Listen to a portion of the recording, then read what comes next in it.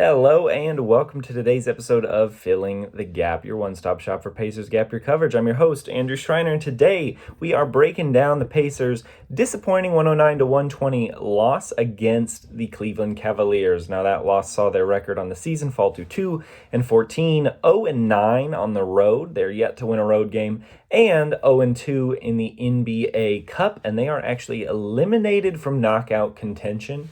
To be honest, that is not the worst thing in the world, because teams that don't advance to the knockout stages of the NBA Cup also get 2 more games to play, and you end up getting matched up against other bad teams, and so perhaps the Pacers can pick up a couple easier wins, or heck, any win, even a hard win, will take at this point, with their 81st and 82nd games that have yet to been scheduled.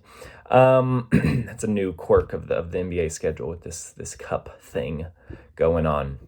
All right, let's go ahead and get into the game. I won't spend too much time going over it. I don't have a lot to take away from it. It was kind of a normal Pacers-y performance this season. They were able to kind of hang around for a little bit in the first half. They're still just giving up, too many points, 33-31 in the first quarter. Darius Garland returned from injury, and he was great. He had 18 points in the first half, but they then made some good adjustments, and he only had 2 points in the second half. But Donovan Mitchell was his normal self, and had 32 points, and they couldn't stop him, and they didn't get enough from the bench, which, as we've now talked about pretty regularly, has been a problem. They had big nights from Nembhard, who had 32, a career high, I believe, 8 assists as well, so he wasn't just looking to score. Siakam had 26. Benedict Mathurin had 21 on a little bit of an off night from 3, but he was still very good on the whole. I did think he looked a little gassed towards the end, but they just got very little from the bench. Other than 10 points from TJ McConnell, they had very, very little. And Jay Huff, he followed up his night. He actually looked active and involved, but he shot poorly. He was 1 of 7 from 3. He had 26 minutes. His minutes are starting to creep up. We're seeing him start to fit into the system a little bit more, and understand where he's supposed to be, what he's supposed to be doing. I think he is getting better. He had 4 blocks on the night, 4 fouls again. But Jay Huff is actually number 1 in the NBA in blocks per minute, which is very interesting. I think he's 4th overall in the NBA in blocks per game, but he plays so few minutes most nights coming off the bench, that he's first in blocks per minute, even over guys like Victor Wembanyama. So very impressive stat there. Though again, as we've talked about, I think the blocks number sometimes belies that he can be at times a defensive liability with the fouling and being slow on rotations. So ultimately, the game was lost in the third quarter. The Cavaliers won that quarter 38-26, and then had a 22-point lead at one point.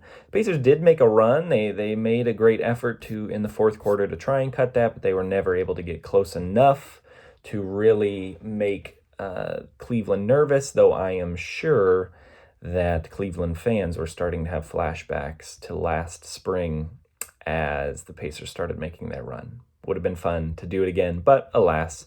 Those are kind of my takeaways from the game. Again, it was nothing too crazy, just sort of, they got beat by a better team, and they got very little from the bench. It's been sort of the standard story for this team so far this season, unfortunately. What I do want to talk about is some roster moves that the Pacers made before the game, and then go into depth on their 3-point shooting, because that has really been awful for them this season. So and that'll make sense after I go over the roster moves. So before the game, they waived Monte Morris, the point guard. He hadn't played a lot of minutes. Obviously, they had wanted to bring him in before the season, so I was a little surprised to see them let him go. But I think they felt they needed to make the subsequent roster moves, which I will tell you about. They then used that roster slot to sign Jeremiah Robinson Earl to a standard contract. He'd received 2 10-day contracts, but had not, and they were given that with the hardship exceptions based on their injury issues. And I thought he's played really well. Now, he's not an elite player by any stretch, but he's played a role on offense, and he's been a really good rebounder. He's been a big reason why the Pacers have been such a strong rebounding team. And so I think it was good to see a good choice to keep him around, and good for him getting a standard contract. And then that opened up a 10-day spot with their hardship exception that they signed shooting guard Garrison Matthews. Now, I'll be honest, this is not a player I was familiar with, but I looked at his stats. He's played 315 games in his 7th NBA season. He's had a decent career, and he is a shooter. That is his role. He came out of Lipscomb. He is a 6'5" shooting guard. And here are his stats, just a few that stand out.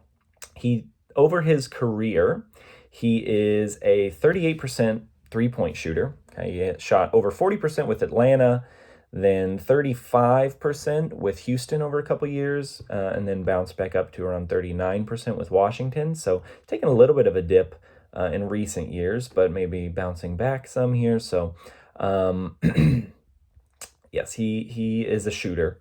And over those 315 games, he takes on average 4.6 shots a game, and 3.9 of those are three-pointers. So he is out there to do one thing. He's going to spot up. He's going to shoot. He actually came in. He played 10 minutes against Cleveland, and he did exactly that. He had 3 field goal attempts. He had 3 three-point attempts. He missed all 3, unfortunately, but he is clearly, that's what he's asked to do, and the team needs that. So with the rest of this episode, I want to talk about the team's struggles. We've talked about their struggles from the field, but I haven't gone into too much depth on their struggles from 3, other than that they are I think they're 29th in the NBA in three-point shooting, and they're actually up a little bit from where they were.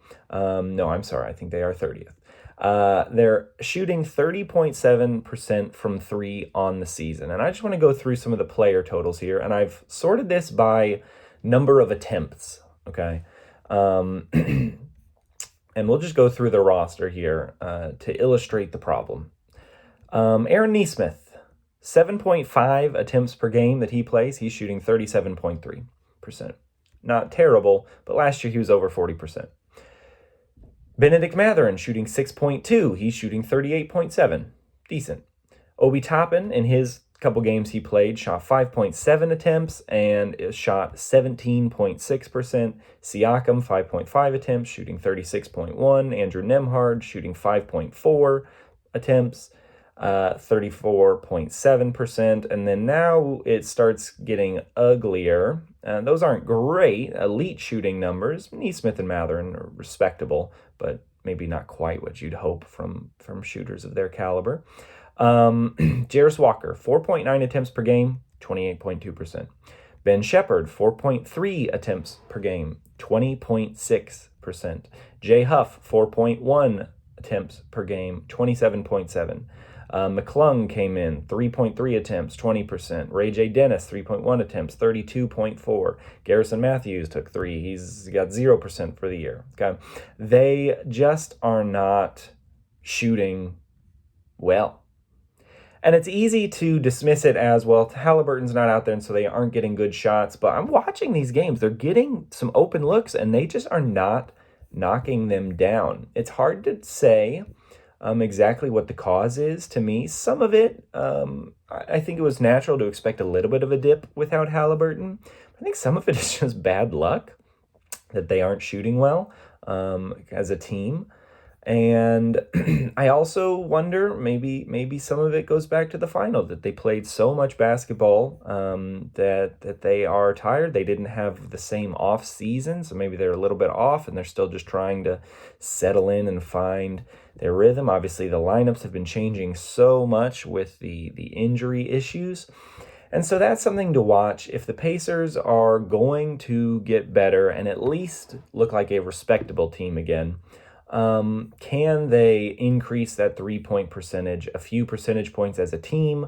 And the big culprits there would be really needing guys like Jarace Walker, Ben Shepherd, and Jay Huff. I think those are the 3 that you need to see step up and become mid-30s at least percent 3-point shooters if this team wants to compete on a night in, night out basis for wins again. Well, thank you for watching. Those are my thoughts. The Pacers have Detroit coming up next. That's Monday night. They're back at home. A Stranger Things night. Fever did this, so I'm curious to see exactly what that's going to look like. I don't think they're doing the Stranger Things jerseys, but I don't really know what to expect there. Could be cool. Obviously, they lost to Detroit. They struggled. Cade Cunningham is back from his injury, so it is possible that they will struggle even more this time. I'll be curious to see what he looks like, what Detroit looks like with him, and how the Pacers respond. So I'll be breaking that down here. Thanks for watching. I'll see you next time.